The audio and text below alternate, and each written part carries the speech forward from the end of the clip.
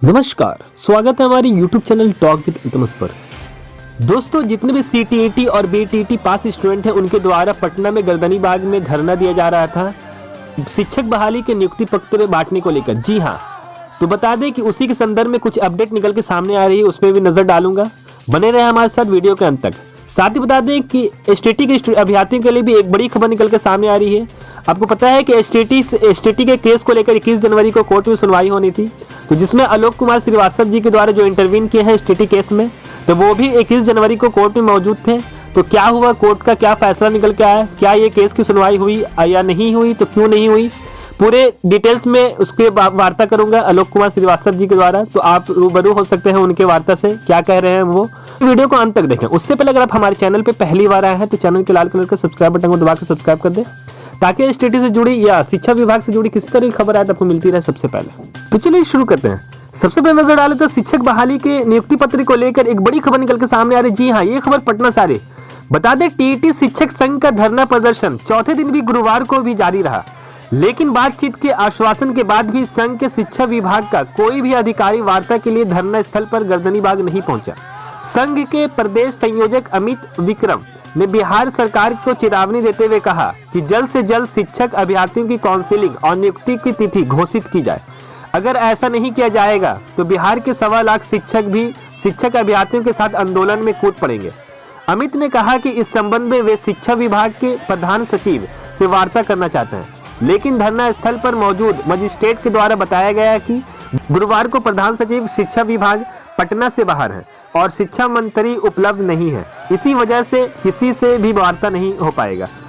इधर नियोजन की मांग कर रहे शिक्षक अभ्यर्थी गुरुवार को शाम गर्दनी बाग धरना स्थल से हट गए हैं। गुरुवार शाम 4 बजे तक उन्हें धरना स्थल पर बैठने की अनुमति थी। धरना स्थल से उठने के बाद शिक्षक अभ्यर्थी ने दावा किया कि शुक्रवार को भी वे लोग धरना स्थल पर बैठेंगे। शुक्रवार को यहां बैठने की अनुमति दी गई है। अभ्यर्थी ने दावा किया कि शिक्षा विभाग के बड़े अधिकारी और शिक्षा मंत्री शुक्रवार को हमारी बात हो सकती है। साथ ही बता दें, विधानसभा में विपक्ष के नेता तेजस्वी यादव ने कहा कि प्रदेश के मुख्यमंत्री और दोनों उप मुख्यमंत्री 90,700 अभ्यर्थियों को नियोजन के मामले में चुप्पी साधे हैं। तेजस्वी ने गुरुवार को कहा कि आखिर प्राथमिक शिक्षक नियोजन की काउंसिलिंग डेट घोषित क्यों नहीं की जा रही है। उन्होंने प्रदेश शिक्षा मंत्री पर भी निशाना साधते हुए कहा कि 90,000 से अधिक अभ्यर्थियों को नियोजन पत्र देने पर चुप्पी क्यों साधे हुए हैं। उन्होंने ये बात पूर्व मुख्यमंत्री राबड़ी देवी के आवास पर आयोजित कॉन्फ्रेंस में कही। नेता प्रतिपक्ष ने कहा कि मैं बिहार के युवाओं को नौकरी देने के लिए कटिबद्ध हूँ। मैं सदा बेरोजगारी छात्रों, शिक्षकों और नौजवानों और किसानों के समर्थन में रहूंगा। विपक्ष में रहते हुए ये बेरोजगार साथियों की नौकरी दिलाने के लिए मैं प्रयास करता रहूंगा। कहा कि अभ्यर्थी को सरकार ने कहीं का नहीं छोड़ा है। सरकार अभ्यर्थी के विरोध करने का हक भी छीन लेना चाहती है। हालांकि आला अफसरों से बात करके अभ्यर्थियों के धरना स्थल उठाया है। जी हाँ, वही अगली बड़ी खबर STT के अभ्यर्थियों के लिए निकल के सामने आ रही। जी हाँ, बता दें, STT केस को लेकर 21 जनवरी को कोर्ट में सुनवाई होनी थी, तो क्या उसका फैसला निकल कर आया। बता दें कि STT केस में उस दिन STT वर्किंग कमेटी के सदस्य आलोक कुमार श्रीवास्तव जी उपस्थित हैं, क्योंकि उन्होंने इस केस में इंटरवीन किया है।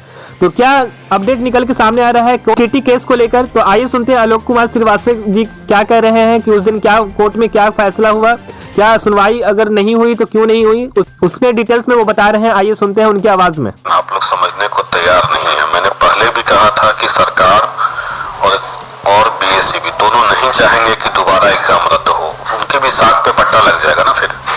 इसलिए दोनों ने काउंटर अच्छे तरीके से दिया है, अपना पक्ष मजबूती से रखा है। कोई मतलब आप लोग समझते हैं कि बिहार बोर्ड जानबूझ के केस हार जाएगा या कुछ भी, तो ऐसा कुछ नहीं है। और आज भी जो सुनवाई नहीं हुई है, इसके लिए बिहार बोर्ड दोषी कम है।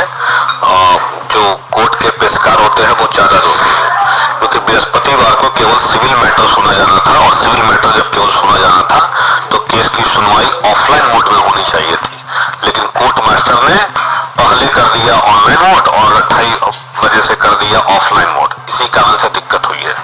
अगर पहले ही ऑफलाइन मोड होता सिविल मैटर, तो क्योंकि चीफ जस्टिस सिविल मैटर में ऑलरेडी दूसरे मैटर में ऑफलाइन कोर्ट में थे, तो ऑफलाइन से ऑफलाइन में वो डायरेक्टली सुन लेते, लेकिन ऑफलाइन कोर्ट में वो चीफ जस्टिस के यहाँ थे, पास कर रहे थे, और भी तो इम्पोर्टेंट इशूज रहता है जिनको डिस्कस करना रहता है। हो सकता है कि वो आपके स्टेट से ज्यादा मतलब इम्पोर्टेंट इशू हो, चीफ जस्टिस के कोर्ट में थे, वो ऑफलाइन कोर्ट चल रहा था उनका, लेकिन इनका जो हम लोग का जहाँ पे केस था वो ऑनलाइन चल रहा था।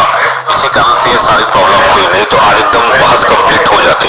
और स्टेट पे भी अपना अच्छा काउंटर किया है, इतने सारे सीट्स हैं और हमें रिजल्ट देना है इसी स्टेट के द्वारा, इन वैकेंट पोस्ट को धीरे धीरे हमको फिलअप करना है।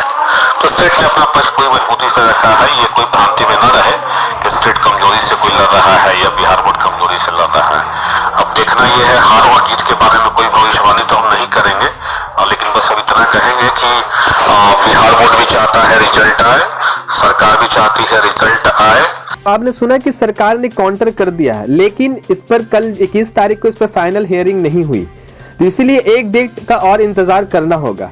तो वो डेट निकल के जो अगला डेट दिया गया है कोर्ट की तरफ से 4 फरवरी, जी हाँ, अगली सुनवाई 4 फरवरी को एडवोकेट जनरल नहीं आए, इसलिए बोर्ड ने 1 सप्ताह का समय मांगा। जज साहब 28 फरवरी का समय दे रहे थे, लेकिन पटिशनर के वकील ने 28 फरवरी को मना कर दिया, तो इसलिए जो अगली सुनवाई है 4 फरवरी को होगी। अब देखना कि 4 फरवरी को क्या फाइनल हियरिंग होता है कि फिर कोई डेट बढ़ाया जाता है। तो आई होप वो 4 फरवरी को रिजल्ट पक्ष में फैसला है और रिजल्ट जारी हो। तो दोस्तों ये वीडियो यहीं तक, अगर वीडियो पसंद आए तो वीडियो को लाइक करें और वीडियो को शेयर करें, ताकि ज़्यादा से ज़्यादा एसटीटी के स्टूडेंट को इससे जुड़ी हुई केस की अपडेट मिल सके। तो दोस्तों वीडियो देखने के लिए धन्यवाद।